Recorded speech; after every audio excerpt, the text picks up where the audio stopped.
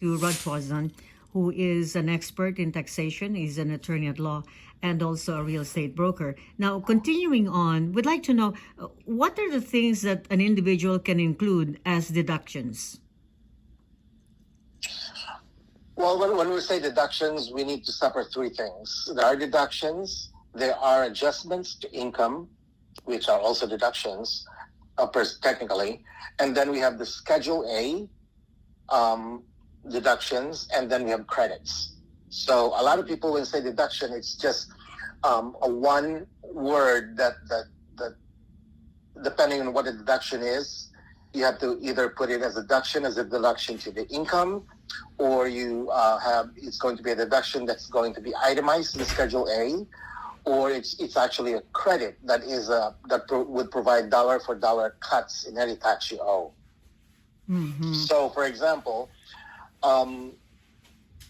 the deductions help reduce your taxable income, which generally means a lower tax bill. So the key for claiming deductions is documentation, Awi. Yes. Not only can it protect you if you're going to be audited, but it also can cut your tax bill by helping you remember what to claim. Mm-hmm. So gathering those records may take time, but it can pay off. Make sure you have documentation for each before you actually file and claim it. Mm-hmm. So let me give you an example of adjustments to the income before the adjusted gross income. So we have you report your income, your worldwide income. That's your W-2, your 1099 forms, any kind of self-employment income, your unemployment compensation income, gambling income. Any cancellation of debt is also considered income. A lot of people don't know this. Mm-hmm. So if your credit card company cancels your debt and they will issue you a 1099G, I'm sorry, I forgot, it's a 1099 and it's 1099C, and it's called cancellation of debt.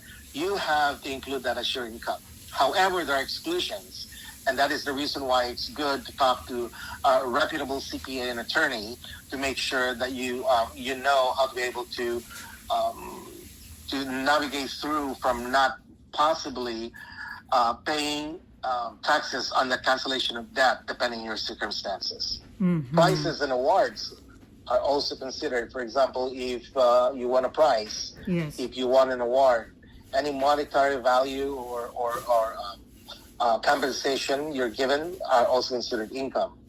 And a lot of people, jury duties, if you get paid for jury duties, that's also considered income. But I don't think a lot of people are doing that because it's very minimal. Yes. So those are the income.